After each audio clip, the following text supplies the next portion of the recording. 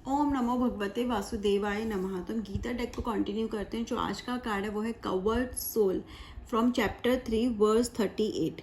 ये कार्ड हमें क्या गाइडेंस दे रहा है, बोल रहा है as fire is covered by smoke, as a mirror is covered by dust और as the embryo is covered by the womb, similarly the living being is covered by different layers of lust. ठीक है, living being human beings. तो अब यहाँ पे इसको ऐसे समझते हैं, जब कृष्णा जी से पूछा गया तो क्यों डिस्क्रिमिनेट नहीं कर पाते, इंसान को पता है सही क्या है गलत क्या है, फिर भी वो फर्क देख क्यों नहीं पाता। तो नॉलेज क्या है? नॉलेज है कि किसी चीज़ में डिस्क्रिमिनेट करना, सही क्या है और गलत क्या है। और ये नॉलेज हर इंसान के पास है, हर ह्यूमन बींग के पास है। ह्यूमन बींग, ठीक है, लिविंग बींग नहीं, ह्यूमन बींग के पास है। इंटेलिजेंस तो ह्यूमन बींग के पास है ना, बट फिर भी क्यों ये कंपैरिजन वही दे कवर हो जाता है। इसको और समझने के लिए ना हम एक स्टोरी को समझते हैं। एक स्टोरी जो बहुत ब्यूटीफुली गिवन थी when I was reading this card, तो उसमें एक स्टोरी भी थी उस बुक में। तो उसमें था कि जब वो एक पर्सन होता है जो फॉरेस्ट के चारों तरफ, फॉरेस्ट के बाहर बाहर राउंड लगाता है, ठीक है, रात को जाके राउंड लगाता है। एक दिन उसके मन में पता नहीं क्या आया और उसने सोचा चलो फॉरेस्ट के अंदर चला जाता हूँ। वो फॉरेस्ट के अंदर राउंड लगाने चला गया, वॉक करने चला गया। और जब वो बाहर निकलने आता है वो क्या देखता है कि बहुत सारे फेरोशियस एनिमल्स खड़े हुए हैं। तो ऑब्वियसली वो बाहर नहीं आ सकता, वो एनिमल से बचने के लिए और अंदर भागता है। जब वो फॉरेस्ट के और अंदर जाता है तो वो क्या देखता है कि वहाँ पे एक विच खड़ी हुई है, चुड़ैल खड़ी हुई है, जो उसको पकड़ लेगी, जो उसको ख़त्म कर देगी। उससे भी बचने के लिए वो क्या करते हैं, अगेन परपेंडिकुलर, उन दोनों की परपेंडिकुलर डायरेक्शन में भागता है। जब वो भागते हैं तो आगे क्या होता है, खड्डा होता है और वो उसमें गिर जाता है, ठीक है। और उस गड्ढा वो वाइन से लटका था, वो खड्डे में जब गिरता है उसका पैर किसी उसमें अड़ जाता है और वो पेड़ पर लटक जाता है, जो किसी एनिमल को पकड़ने के लिए लगाया हुआ था। अब जब वो गिरता है तो वो बेहोश हो जाता है। फिर जब उसकी आंख खुलती है तो वो क्या देखता है, नीचे एक सांप बैठा हुआ है जो वेट कर रहा है कब वो गिरे और वो कब उसको डंक मारे या कब उसको अपना शिकार बना ले। और जहाँ पे वो लटका है वहाँ पे कौन है, दो चूहे हैं, माइस हैं, ठीक है, एक वाइट और एक ब्लैक, जो धीरे धीरे धीरे धीरे उस तने को काट रहे हैं। और फिर कुछ वास्प, मधुमक्खियाँ हैं, या फिर आप वास्प सोचो, मकड़ियाँ हैं उस पे आसपास, ठीक है, जो उसकी तरफ उस पे चल रही हैं। उसकी फेस पे क्या है, मधुमक्खियाँ हैं जो उसके फेस को काट भी रही हैं, बट इसके बाद भी उसके फेस पे स्माइल है। तो फिलोसोफर्स को समझ में नहीं आता कि उसके फेस पे तब भी स्माइल क्यों थी। तो वो क्वेश्चन करते फिर उसके फेस पे स्माइल क्यों थी। तो कृष्णा जी बोलते कि उसके फेस पे स्माइल क्यों थी, क्योंकि उसके मुंह में हनी का वहाँ पे क्या था, एक नेट भी था।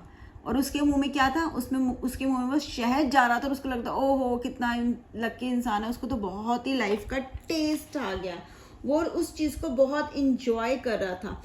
अब ये है क्या, ठीक है, ये जो पर्सन में स्टोरी है वो क्या है, वो इंसान है, वो हम लोग हैं, ठीक है। और जो उसकी कंडीशन है ना वो क्या है, वो हमारी ह्यूमन कंडीशन से है, ठीक है। वो क्या है, वो डिजायर्स हैं। अब जिस फॉरेस्ट की हम बात कर रहे हैं वो क्या रिप्रेजेंट कर रहा है, वो मटेरियल वर्ल्ड में है। जब तक वो साइड पे चल रहा था मटेरियल वर्ल्ड के, वो सेफ था, लेकिन अब उसने क्या हुआ, उसके अंदर चला गया।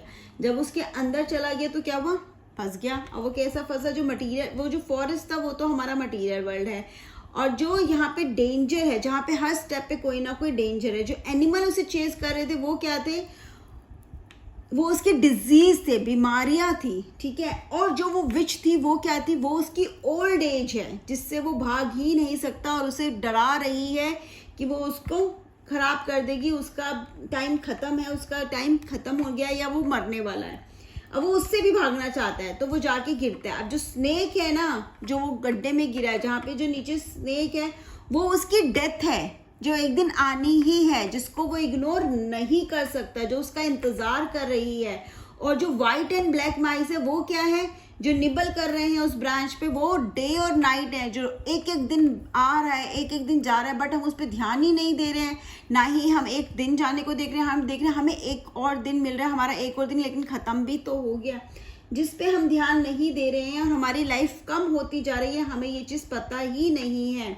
और जो वास्प है, जो स्टिंग कर रहे हैं उसके फेस पे, वो क्या है, वो बहुत सारे डिजायर्स हैं, उसके खुद के वो डिजायर्स हैं जो वो फुलफिल करना चाहता है, जो उसके दिमाग में घूमते जा रहे हैं और जो उसको गुस्सा दिलाते जा रहे हैं, जो उसके लस्ट को बढ़ाते जा रहे हैं, जो उसके अग्रेशन को बढ़ाते जा रहे हैं, उसको दर्द भी दे रहे हैं, उसको प्रॉब्लम भी क्रिएट कर रहे हैं, लेकिन फिर भी वो स्माइल कर रहा है। क्यों? क्योंकि उसमें मुंह में क्या जा रहा है, उसके मुंह में तो वर्ल्ड का एक्सपीरियंस जा रहा है, एंजॉय कर रहा है, क्योंकि उसको छोटे छोटे एक्सपीरियंसेस भी तो मिल रहे हैं, कुछ ना कुछ अच्छा भी तो मिल ही रहा है ना। और वो जो एक्सपीरियंस है वो किस फॉर्म में उसको मिल रहा है, यहाँ पर हनी के फॉर्म में मिल रहा है। जो तो इन सब चीज़ों ने क्या कर दिया, उसकी थिंकिंग को क्लाउड कर दिया, धुंधला कर दिया, उससे अपनी इंटेलिजेंस वो यूज़ ही नहीं कर रहा, देख ही नहीं पा रहा कि सही क्या है गलत क्या है। सिमिलरली जब आप आग जलाते हो, आग जलाने से क्या होता है, धुआं हो जाता है, धुएं से क्या होता है, आपको फायर भी कभी कभी नहीं दिखते, वो फायर को धुंधला कर देती है, क्लाउड कर देती है, वहां पे एक ऐसा सीन क्रिएट करती है। और जब ये स्मोक होता है वो क्या करता है, वो मिरर को क्लाउड करे। आपने आग जलाई, आग से धुआं हुआ, धुएं ने क्या किया, आपके मिरर को क्लाउड कर दिया, आप नहीं देख सकते मिरर में। अब मिरर किससे कवर हो जाएगा, डस्ट से कवर हो जाएगा। ठीक है, जिस तरह से स्मोक फायर को ही कवर कर रही है और स्मोक जो है मिरर को भी कवर कर रही है, उसी तरह से क्या है ना, चीज़ें छिप रही हैं, एक दूसरे के पीछे छिप रही है, हमारी इंटेलेक्ट भी क्लाउड हो रही है, सब कुछ हमें दिख नहीं रहा बट वो है तो ना। वूम क्या है, जिस तरह से embryo is covered by the वूम, ठीक है, एम्ब्रियो भी किसमें, हमारे वूम में, मदर के वूम में कवर्ड होते हैं, किस जो भी है। The living being is covered by different layers of lust. इसी तरह से एक के ऊपर एक लेयर आ रही है, पहले क्या हुआ, स्मोक आया, फिर क्या हुआ, डस्ट आया, फिर क्या हुआ, कहीं ना कहीं कुछ और आ गया जिससे हम कुछ देख ही नहीं पा रहे। This is not one layer, this is a many different layers. ठीक है, सो वो सब कवर करिए। अब यहाँ पे एम्ब्रियो ह्यूमन बीइंग का ही यहाँ पे है, क्यों, क्योंकि वो इंटेलेक्ट किसके पास है, हमारे पास है, तो हम ही कहीं ना कहीं डिफरेंस कर सकते हैं। तो ये this can happen only with human being, not all living beings, क्योंकि जो इंटेलिजेंस एक ह्यूमन बींग को मिली है वो सब लिविंग बींग्स के साथ नहीं है, नहीं मिला उन्हें डिफ्रेंशिएट करने का, नहीं मिले उन्हें सब एमिनिटीज, नहीं मिले उन्हें कि वो सब कुछ कर सकते हैं, वो एक वर्ल्ड को, एक दुनिया को चला सकते हैं, उसमें रह सकते हैं। ठीक है, सो इनकी वजह से तो उसका आंसर ये है कि हमें पता है सही क्या है, हमें पता है गलत क्या है, हमें ये भी पता है हम फॉरएवर रहने वाले नहीं हैं, बट हम कभी कभी ये समझ लेते कि हमें कुछ होगा भी नहीं और हम इसमें फंसते चले जाते हैं। तो द मैसेज इज बेसिकली यही कि try to find out the real purpose of your life. ये गाइडेंस एक ही दे रहा है आपको ये deck, try to find out the, उस क्लाउड से बाहर आओ, कहीं ना कहीं कोई ना कोई कंफ्यूजन। ये जर्नल भी अगर आपकी रीडिंग में आ रहा है ना, ठीक है, तो आपको बोल रहे हैं कहीं ना कहीं कोई कंफ्यूजन है, you are not able to see the truth. सच्चाई को देखो, प्रॉब्लम्स अपने आप सॉल्व हो जाएगी, ट्रस्ट मत करो किसी पे। और अगर मैं सही बोलूँ तो ये कार्ड हमेशा आपको आपकी इंट्यूशन फॉलो करने के लिए बोल रहा है, क्योंकि जो आपके अंदर की इंट्यूशन होती है ना, वो आपको कहीं ना कहीं आपकी लाइफ के पर्पज से कनेक्ट करती है, बट हम उसको इग्नोर कर देते हैं। तो उसको करो, ये जो है ना, ये पर्दा है ना, अपने ऊपर से हटाने की ज़रूरत है। This is what I understand with this card. आप लोग को क्या समझ में आया, कमेंट सेक्शन में ज़रूर बताना। जय श्री कृष्णा।